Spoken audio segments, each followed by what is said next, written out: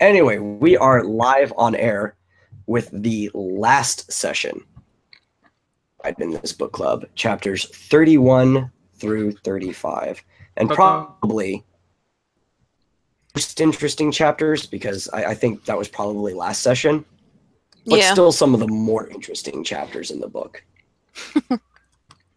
The main one that has like a lot of suspense behind it.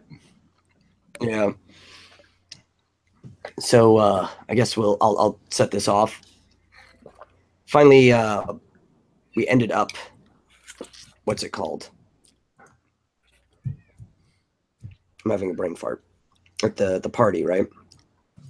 With the mice, we find out who's been running things. Yes, we find out that the mice are we pretty much ended out whenever Arthur was walking with Slarty to meet the mice. Yeah. So now we end up with the mice in this kind of like little room. His friends are buzzed for all. Well, they're drugged, but they're a little coherent for being drugged. They seem more buzzed than not. Yeah. And he finds out that they want his brain because he was the last organic part of the Earth state that the Earth was in before it was destroyed. So they want his brain. He doesn't want to sell it. This whole little on. Then the cops show up, go split off to their own thing, just decide to come up with an answer. They're being chased by the cops. Have a little rundown with them, get stuck in a corner, then the cops spontaneously die. So they use that as an opportunity to get back to the Heart of Gold. And they find out that the cops died because Marvin tried to communicate with the computer and then it killed itself. Conversation. And then they hopped in the Heart of Gold, set off, and are heading towards the diner at the end of the universe. And that's absolutely the last end of the book. Chapters. End of the book, pretty much. I love the ending, which we're going to get to it, but the best part about the ending is the subversion of expectations, because usually you come to like a resolution of whatever the problem was at the end of the book, and there's like an epilogue or anything, and everything's just fine. But in this book, it's like in the middle of things. Mm-hmm. It's almost like a to-be continued. And you kind of start off in the middle of things, you know, because the whole destruction of Earth is usually something that happens at the end of stuff. Yeah. And this whole little tussle and then hopping into the Heart of Gold, and it's like, hey, we're going off to the diner at the end of the universe. That's almost like the beginning of something. So this book really, you know, it's kind of backwards in a lot of ways. And it's great.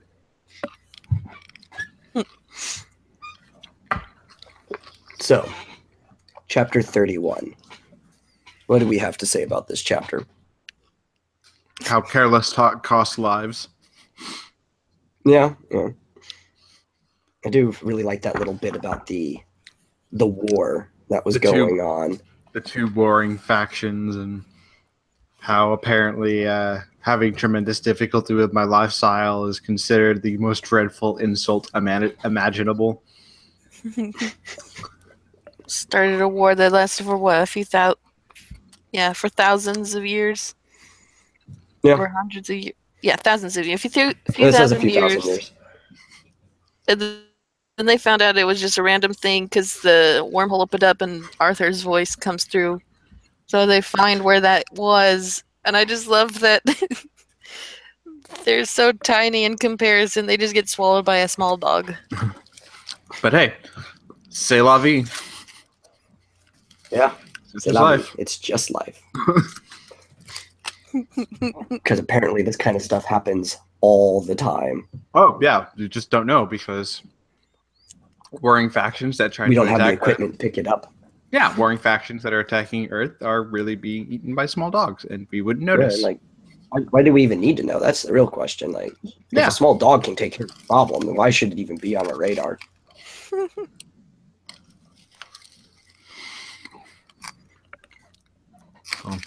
So then after that, there was the short air car trip, and then with the old Magarthian, Slarty Bartfast. quickly becoming my favorite character in this book, mostly because of his name, also because he's kind of indifferent and just kind of wants his fjords done. Yeah. Just a simple You guy. gotta respect a man. You gotta respect a man. You gotta respect a man with and his convictions fjords. like that. Yeah. And they end up in this the room we were talking about, where Fjord, Trillian, Zaphod, and the mice are sitting there waiting for them. And the wonderful mice, Benji and Frankie. Benji Mouse and Frankie Mouse. I love their names because it just gives you that sense of the first mice on the planet who were sitting there through the whole thing probably had complex names like the pan-dimensional beings were wherever they came from, but actual generations of mice have gone through. Really, their names have adapted to the actual names that people were giving them in the labs that they were running.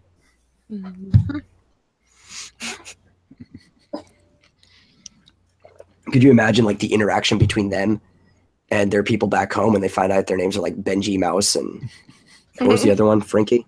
Frankie. Yeah. What kind of name is that? I don't know, Fook. There's got to be a Lunkwell and Fook of some weird name still existing in their society if it's pervased as long as it did before. Isn't the movie, weren't they pretty much the exact same? Like, weren't Luke Yeah, and in the Fook movie. the movie, Exactly, that makes, Yeah. Who asked the question? Or no. But doesn't matter because this is not the movie. no, this is a lot more realistic. Yeah, Sadly obviously. Honestly, over these last 5 chapters, I just like how they kind of explain like everything that went on, like the grand plan of how the planet Earth was created, like the whole tension behind what if they are they going to find out the ultimate question, and then everything is just like thrown away in the last like 3 chapters, and it was like, oh, we don't need the Earth anymore. We have someone here who's actually there. It was like, oh, well, bugger all. Like, even though it's typically the antithesis of catharsis, Yeah. due to the comedic value of this book and the fact that it's written to be comedic, with there's some philosophy in there, but that's a side that's unintentional. Yeah. Being that it's written to be comedic, the anticlimactic nature of the ending of this book is cathartic in itself. It is one of the funniest endings you can have to a story that was originally not intended to go forward, and then the whole diner at the end of the universe happened anyway.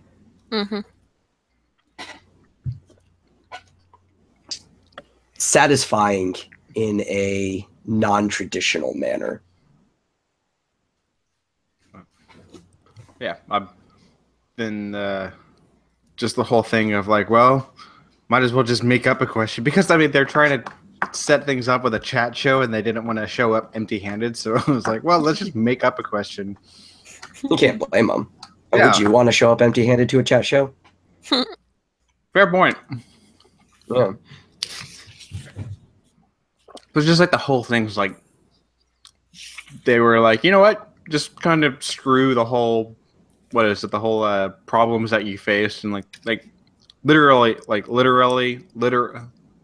yeah, I guess literally works best in a literal way. Like it kind of goes against how novels are written, but you just like have the end of it where he's like, no, we're just gonna throw away that idea, just make something up at the end, and yeah, we'll go with that, and then carry on with that. Well, talking about the writing process is the only time it is actually apt to use the word literally.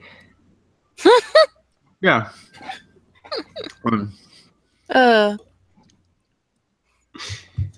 Like 10 million years later, let's just make up something. Well, they didn't want to sit through it all over again. No. It's gonna take too long. I love it too, because Earth just made, ready to go back out there and do things over. Nah, just destroy it. Just tear the whole thing down. Go on a skiing holiday, but the glaciers are art. Oh yeah, Slarty's little tantrum, and then he's just like, fine. I was laughing for a good 2 minutes at that. Works of art glaciers that are prepared to go through the African fjords, and You can't ski on them. They're a work of art. I mean, you shouldn't be skiing on glaciers anyway.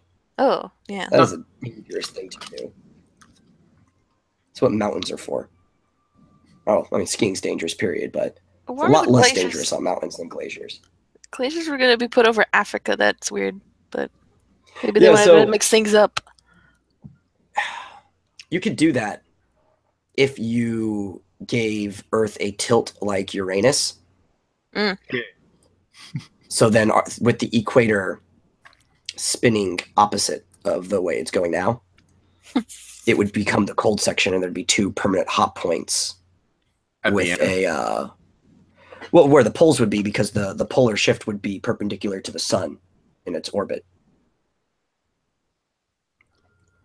And then that way you could keep glaciers there. Otherwise, if you put glaciers on Africa and you gave it the exact same polar orientation that it has now, those glaciers would just melt from being on the equator. Yeah. So yeah, you're pretty much saying that if the equator was turned into a pole, then the glacier would but be also the poles have to be perpendicular to the sun, so the equator is always running across the orbit. Yeah. So. I like that all that implies just because he did Norway last time that, Norway has glaciers. I want to put glaciers on Africa.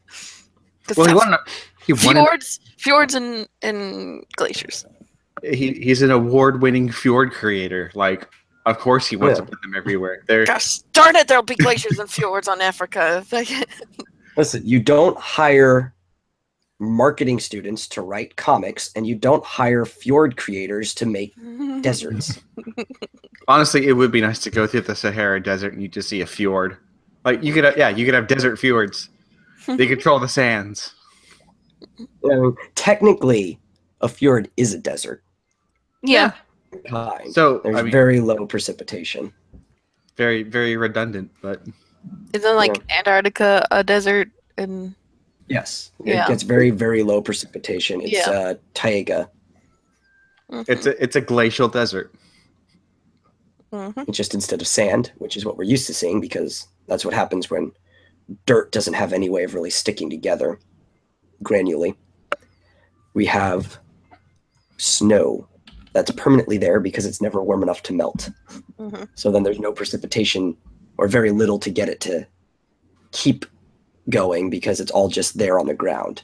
You only really get it coming in from the oceans. So, yeah, we but you know that's exists in nature too. When you go far enough away on any extremes, they start looking the same, just in this case opposite temperatures. Mm-hmm. So yeah, so we've pretty much established that Antarctica is a very cold Africa. Yes, we have. At least the desert part of it. I mean, maybe you could have a fjord in the rainforest. I don't know, or in forest. Mm-hmm. But Africa is better because it doesn't have penguins. No, Africa does have South penguins. America. Africa does have penguins. Oh, it does? Yeah. I thought that was only South America. No, they have like... Oh, well, I think they have Africa, at least one type. I think in southern... I hate penguins. Let me... Well, you'll be happy to know that a penguin died in Japan, so... Oh. Yeah. Well, no. I was sad when I heard about Grape Coon. Yeah, the waifu-loving penguin. It was more for the sake of his waifu, though. You know, you always got to worry about the survivors.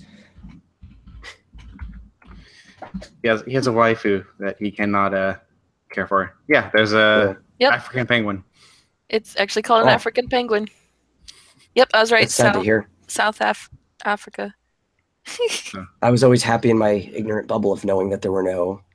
Well, you're wrong. Yeah. So sad about that. Oh well. All right. So shall we get back onto the topic at hand with the book? Mm-hmm. So now that the fjords need to be destroyed, and I just like this banter between the mice and Arthur of like, well, we can just replace your brain because we want your brain. You won't miss it. No one will miss it. I'll miss it. Or is We'll it who just- will know the difference? I'll know the difference. No, you won't. We'll program that out. Yeah. Which is interesting to think about of like, what if someone did take your brain without, well, you'd be dead, but program something like you and you would just think you weren't. Well, how do you know you're not already that? That's the question. How do you know you're not a brain in a jar? Or in a simulation. We're all in the Matrix. I mean, in a sense of speaking.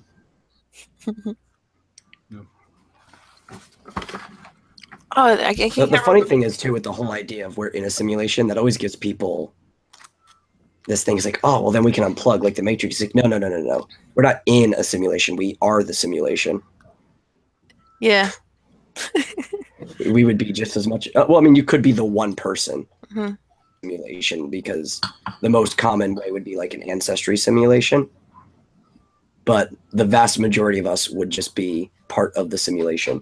I mean, if you want to kind of relate that to the book, I guess the Earth that the Magrathians ended up creating for the pan-dimensional beings is technically a simulation. Or Technically, yes. But it wouldn't. The entire purpose of it wasn't really to like simulate anything. It was just to calculate. It so happened that out of that calculation, it simulated life. Well, it needed to make life. Well, life was part of its Computer. matrix, like, Yeah. which is why the Well, mice that's what I wanted always its tell brain people. to begin with. The universe is a computer, but it's just not the one that you think of. It's because everybody's limited to technology at the way of thinking. Mhm. But even like our brains are organic computers, so the universe Yeah. itself would just be a really big, complicated organic computer that Yeah. started out very simply and has been getting more complex over time due to the forces of entropy. Complexity engine. But even so, we still won't fully understand it, considering how we're only putting it in terms that we can understand. And Yeah. So That's just the nature of things. yeah. And as for the whole brain in a jar thing, I guess you can get technical in thinking that we are a brain in the jar. You just have to think that our body is the jar. Ghost in the Shell. I like that movie. I don't care what anybody says. I did too. I thought it was a really good recreation of the animated film. A lot of people hated it, but they were comparing it to Standalone Complex, which is not what it was. It was enjoyable, damn it. Mhm. I liked it. So second time, not so much. And but I liked the movie based off of this book. Yeah. Speaking of, we get to the whole 42. And one of the thing I liked the most wasn't even the brain thing. It was when they were talking about like, we need to come up with the answer to the ultimate question to the answer. And he's like, why? It's like, no, we've already thought of that. Why? Just doesn't fit 42? 42. Made me No. laugh. That was pretty funny. But I think the funniest thing of all of this is as everybody's trying to speak, like they're trying to have these banter between the two people, like between the mice and Arthur, the others who are just like intoxicated through the Out of their drinking and all minds. that keep butting in. Like, now to business. To business! 'Cause they thought they were toasting. I beg your pardon. And that's just great. The writing seemed to be a lot more clever to me in these last few chapters. Mm-hmm. It was Well, it's almost very, like very because everything was leading up to these last few chapters. yeah, like just the wit was abounded in these last chapters. And I think the only thing that really comes close in the rest of the book is early on with Ford and Arthur and the Vogon guard on the way to the what's it called?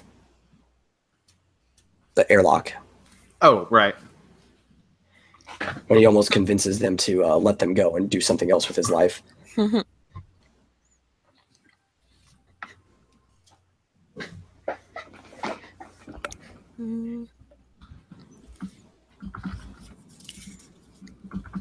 So now we Yes. come to the cops come. Which we don't even know why they came, do we? Yes, we do. They're after Zaphod. It's because he stole the heart of gold. Yeah, Oh, that's they right. were like, say, Fodbe Robux are under arrest for stealing the Heart of Gold, pretty much. Oh, that's right. Remember, he's been a thief this entire time. He No. stole himself. This is a bigger scandal than Watergate. Mhm. What would we call this too? Spaceship Gate? Mhm. Stargate. Stargate. I like it. We get a team on it. We'll call the team SG1, and they'll handle the situation. I really want there to be a scandal in American politics between NASA and the presidency, just to call it Stargate. It'll be when I run. Yeah, I'll sure. do it just for you. I don't care if my reputation goes down the drain. Just for you, I'll get Stargate going.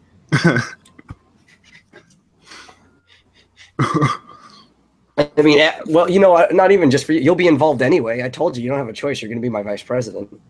Apparently, yeah. Yeah. Sir, how did you get involved in this whole presidency? You just showed up at my door and was like, "Get in, loser. We're becoming elected officials." And I was like, "No, all right, might as well." Yeah. The story of your life. But so the cops chase them to a like a server room, I think is basically how they describe it.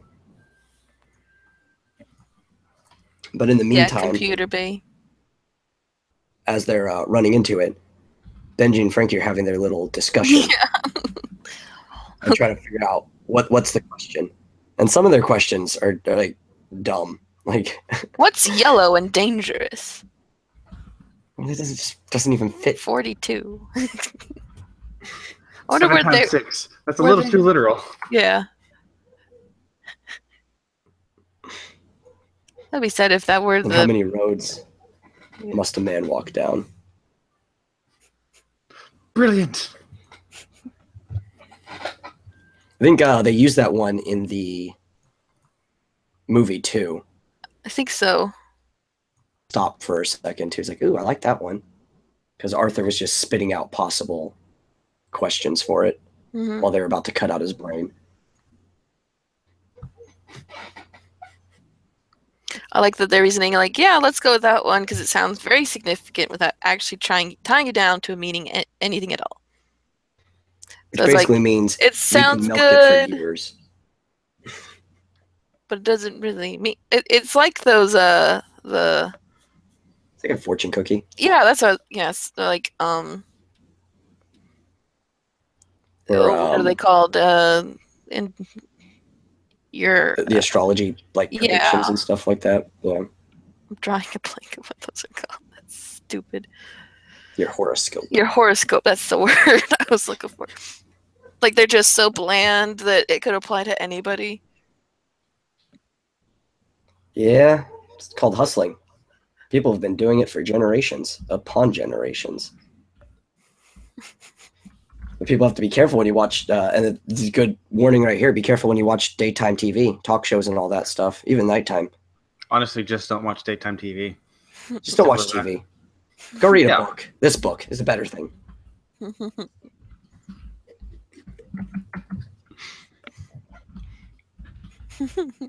Every read is worthwhile. Don't go reading a horoscope or cracking up fortune cookies.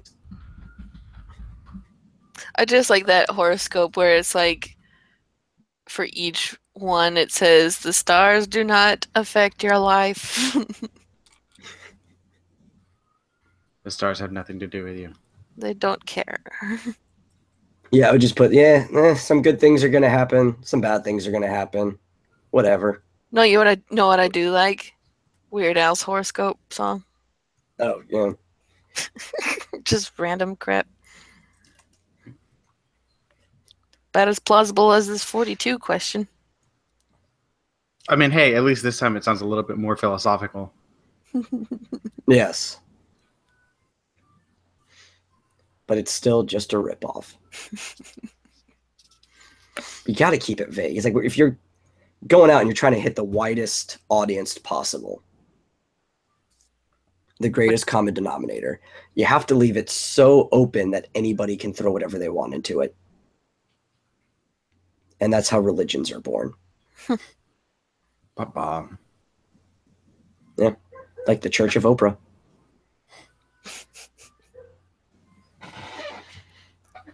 There actually is a Church of Oprah. I did not know that. Mm-hmm. Nothing to do with it. Other than the fact that she exists and is popular.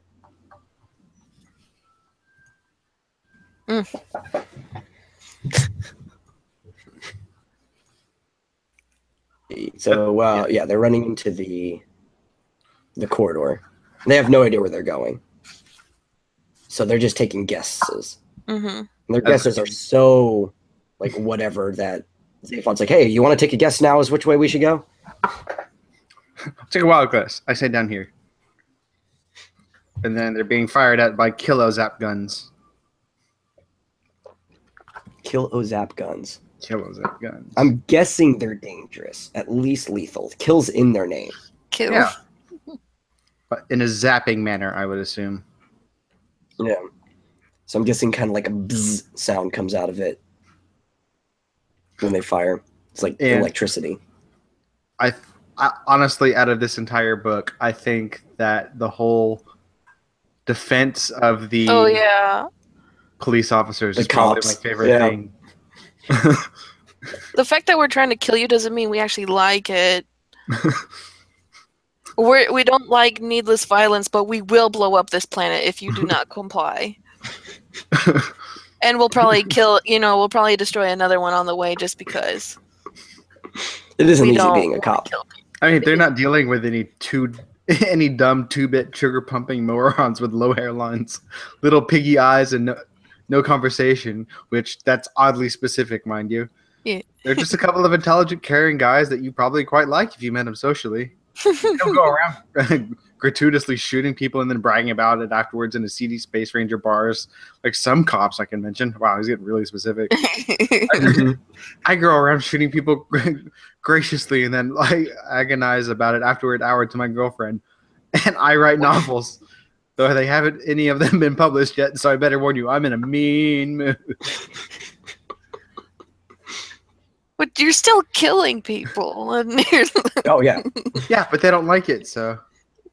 As long as I don't like it. I think I've always wanted to write a villain who actually didn't like his job, but the only reason he was in that position is because they needed a bad guy. Oh, there's actually a book I was starting to read where, like, there was an interdimensional thing, and whoever was the Dark Lord, it was like people could travel to this dimension, kind of like a fair, like a Renaissance fair, and then you would pick who is the Dark Lord for that season. And I think it was from their game. It was like from their perspective of like, well, I guess I got to be the bad guy. So that's what they're expecting. How to be a bad guy. There's no bad guy. How can there be any good guys? Mm. Everybody's just kind of all right guys at that point. They're just guys. Yeah. But that's kind of like everything in this book, too. There are no good guys. We're following these people around, but they're really good people either. As we've established, this is Seinfeld in space. Yeah, it's a book about nothing. So these people aren't necessarily good people that we're following. So the people attacking them aren't necessarily bad people. Though I would say blowing up planets probably puts you on my bad list. Mm-hmm. I mean, well, to be fair, there's some things that you have to know, even if you are an enlightened. You have to do, even if you are an enlightened liberal cop who knows all about sensitivity and everything.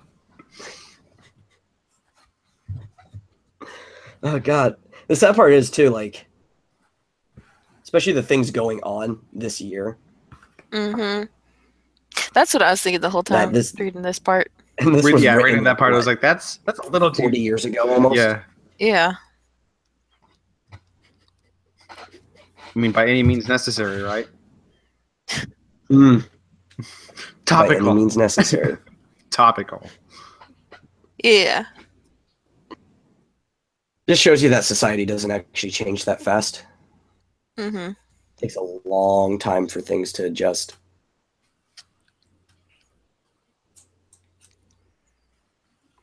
Well, Between I shooting mean, people with bullets and killer zap guns. well, they're right. And I mean, here too, it's a good point about all that because I guess it happened that back then too. We're really seeing it. Plus, I don't know, we're more connected now than ever.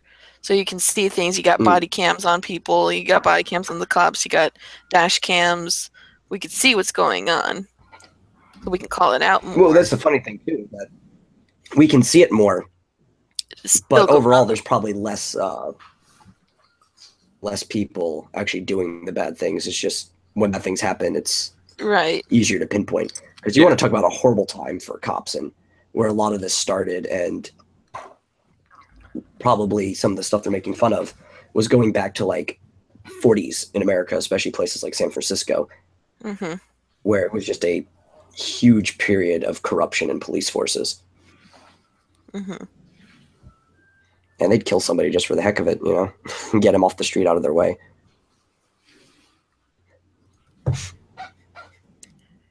It is weird with cops, and even just reading this or just thinking about the cops we have now, you gotta feel bad for them because, like, they have to deal with the scum of the streets, basically. And when you're around that kind of people, then you start getting this idea that everybody's that way. Yeah, and any situation becomes a fight or flight situation. So I can understand how it would get that way. I mean, most cops are good. I mean, it's kind of a corrupt thing just because power corrupts, but... Well, it's also corrupt in some way because you're dealing with things that are outside of the norm. Like, the entire job is dealing with things that fall outside of the norm because laws are based off of what the norm is. So if people are breaking laws, you are dealing with people who are outside of the norm.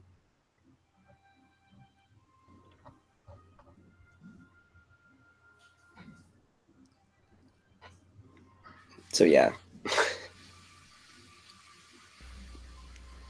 Yep.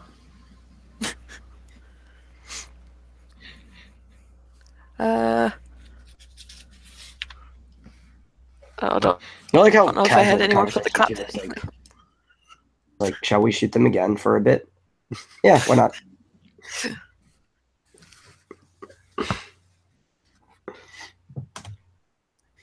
And then they blow. They explode. But yeah. There's just some gurgling and then they just drop dead. Which is I love the reason as we get to it later, but they're methane breathers, so they can't breathe in an oxygen that would be fit for most of the people here, like actual oxygen or atmosphere or anything like that. They have a heavily methane-based atmosphere on their planet, and the suits, that's why they look like astronauts, have been keeping them alive in the same way that our suits pump oxygen for us to breathe when we're out in space. And they have like a communication array through the sub-etha between them and their ship that just gets stopped. Their life force also just kind of stops because there's nothing controlling their life support anymore. Which the whole time I like the idea of the sub-etha that has been pervasive throughout this entire book. Like there was the sub-etha radio waves early on, which wouldn't even be waves. And the idea is it's a way to bypass the limitations of information traveling across the universe, because right now the limitation is the speed of light, which is not very fast at all. So when you consider the actual distances between things. So if there was news about him and you had to wait for light to reach you, it would not only take like years for him to hear news about himself, it would also be so redshifted and distorted that he wouldn't even be able to make out everything that's going on. It would be like a corrupted data file to an extent. Or also, if their ship had been further away or whatever, they have to wait for signals to come back and forth, and they could have complications in between, and their life support could have went out for any way. But the sub-etha is supposed to happen almost simultaneously. which actually falls a lot into my theories about the underlying binary of the universe, and I just really appreciate that somebody else had been doing something like that.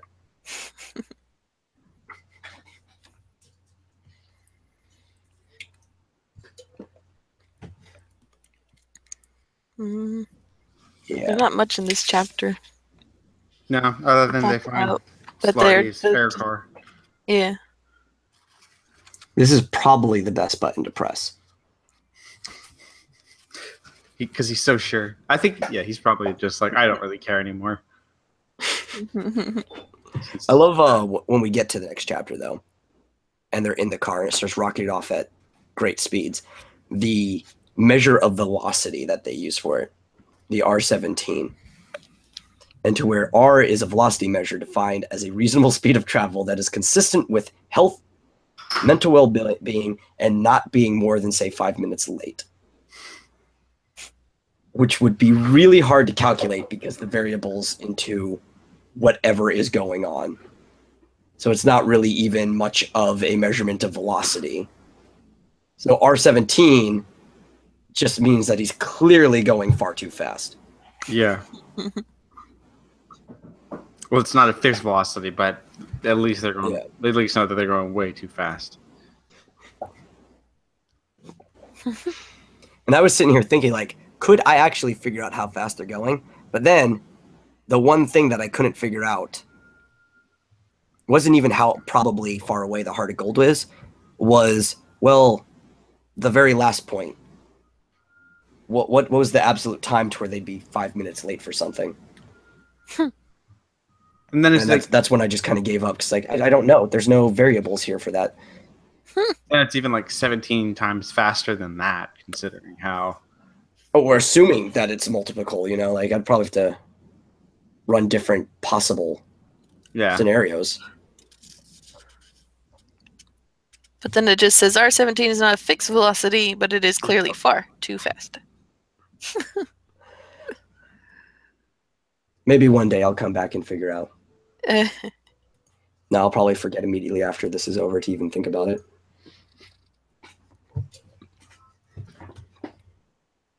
And they end up at the ship.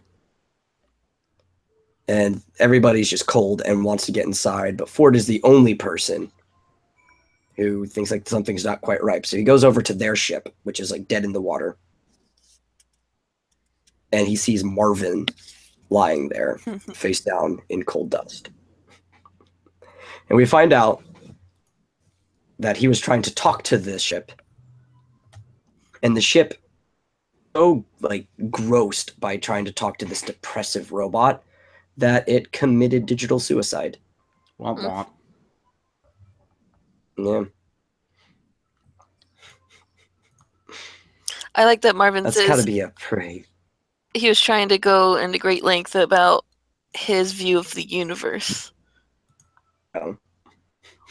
Which, when I read it, was more like it decided to kill itself because it realized from Marvin's perspective how horrible the universe is.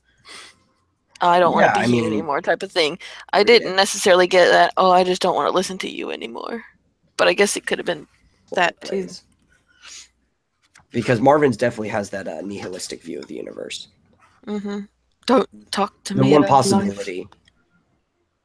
it started listening to the nihilistic view and realized that there is no point in living. So that's what I got from it. And the other one is that listening to him view was so depressing that it didn't want to live anymore. Mm-hmm. Both of them are equally in this case. But then you really got to feel bad for Marvin. He even thinks based on other people's interactions with Marvin, I'm going more towards the second one because everybody else has just been really like time he talks. So I'm going to go with the what term am I looking for? The sequential evidence of events. Since literally everybody else has always just been irritated by Marvin every single time that he talked about anything.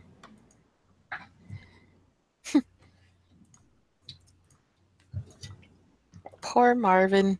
He didn't ask to be made. Is anybody? Yep. And then the last chapter is literally just this one page. Not and how even. everything is all right in the world now. Get out of this nebula as fast as possible.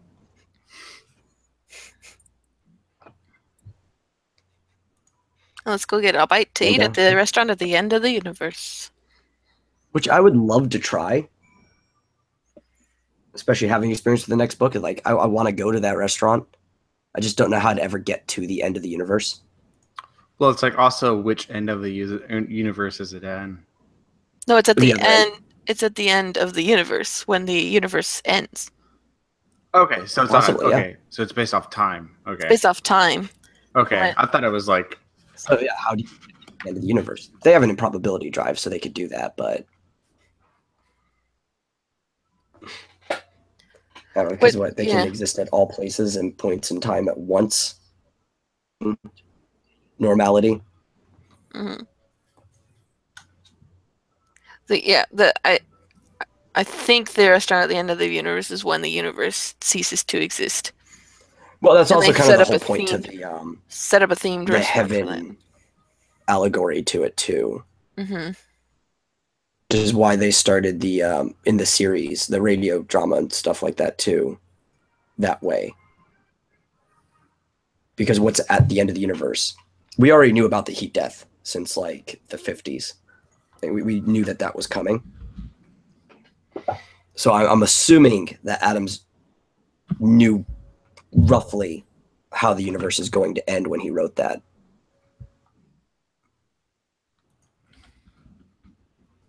Which actually means the Vikings were right, honestly. Rock, not an Armageddon. Mm-hmm. Darn Vikings. Always smarter than anybody gave them credit for.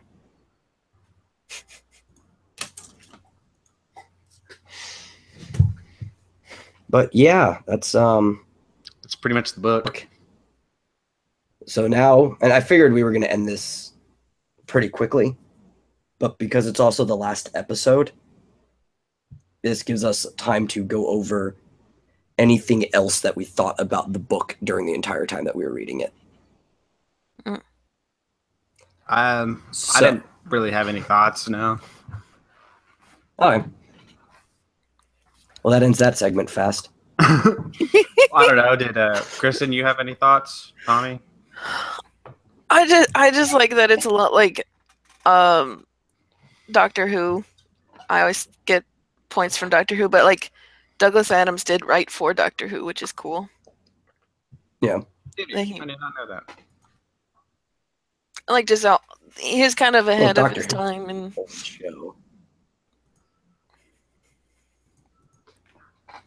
because really even just the whole 50 something. I knew that. I just didn't know that he had written for it. Yeah, I forget like what time period Douglas Adams wrote for Doctor Who, but he did write several episodes. Are you looking it up? Yeah. Well, Doctor Who too has a lot of typical themes on some ground because being that it uses a lot of science in it, but it definitely isn't a sci-fi show. It's more of a absurdist, like a fairy tale that uses sci-fi stuff. Yeah. Absurdistic. Yeah, Doctor Who is considered like, or Neil Gaiman called it like a fairy tale more than a sci-fi. I always see it as a fairy tale. It's definitely more fantasy than it is sci-fi. Yeah. It just has a lot of elements that are not usually in sci-fi. I think about the Hitchhiker's Guide is definitely more fantasy than it is sci-fi. It just has a lot of sci-fi-like things in it. It's a space fantasy. Mm-hmm. Oh, he did And 3 Doctor stories Who is a for space-time fantasy. Yeah. He did them for Tom Baker. Okay. 3 stories for Doctor Who and sort of script editor for the show's 17th season. a lot of these were for the Fourth Doctor. So okay, that makes sense. I figured he'd be doing it with Tom Baker. Then I think there's even some books he wrote for Doctor Who too.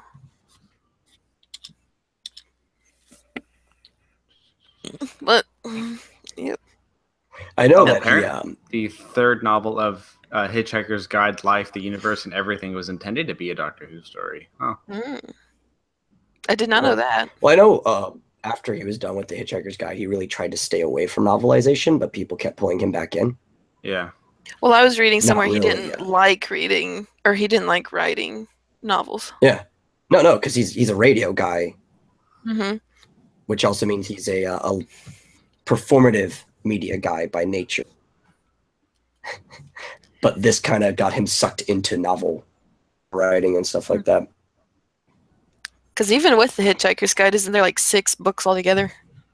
There's like 5 or 6. I don't remember exactly. I had all of them at one point in time. Mm-hmm. And he did other novels too, but like Dirk Gently. That new season came out. Which I've been meaning to start. I started it and I need to finish it. The Hulu show is good, or they have it on Hulu. The new season just started for that. Hulu has Dirk Gently, the first season. Elijah Wood and stuff. Okay, well I'll have to watch it then. I'm currently watching Stan vs. Evil on Hulu. Is that the one that has McGinley in it? John C. McGinley? Yeah. I've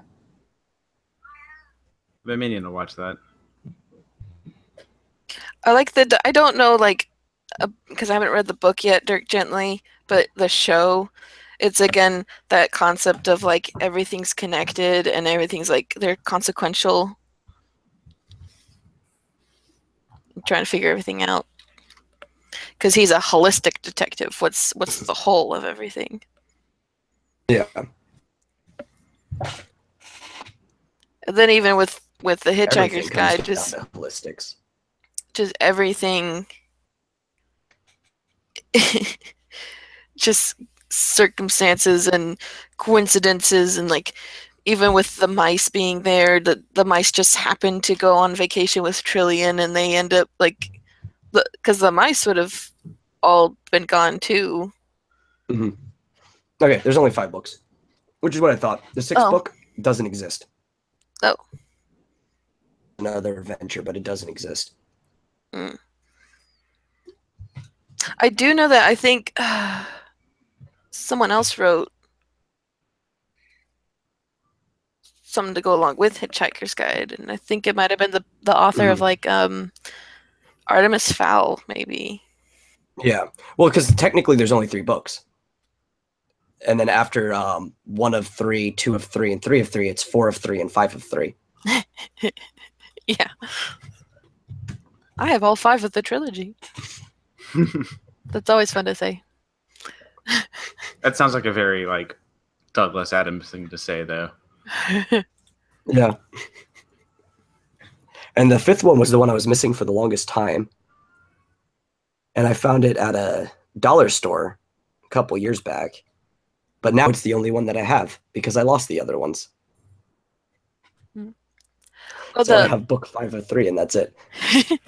There is a 6th one, and it's by Ian Colfer and another thing. I don't think I've read that one. 6th installment.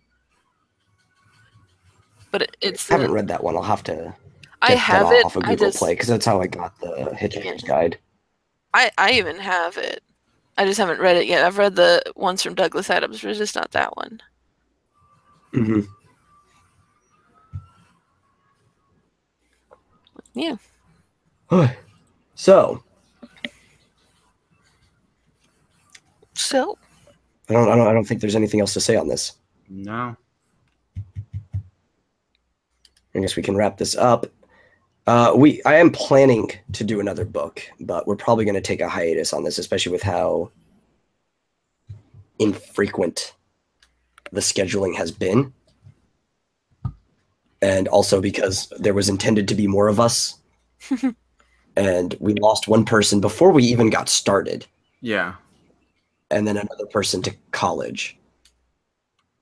So we're probably only going to pick up another series if I can get maybe a couple more people or so involved on this. But I will definitely keep everybody posted. And we'll probably do what we did last time and read a short story to start it to see if we can even get the other people on in the first place. Because one of the people we lost before we even did the short story. Yeah. Mhm.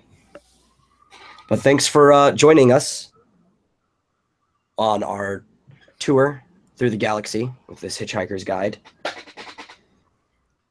Hopefully this isn't the first episode you're watching. If so, shame on you. Back to the beginning. Watch that. Hopefully you've read the book. If not, go back to chapter 1. I don't know why you're on 5 first. It's a horrible way to read a book.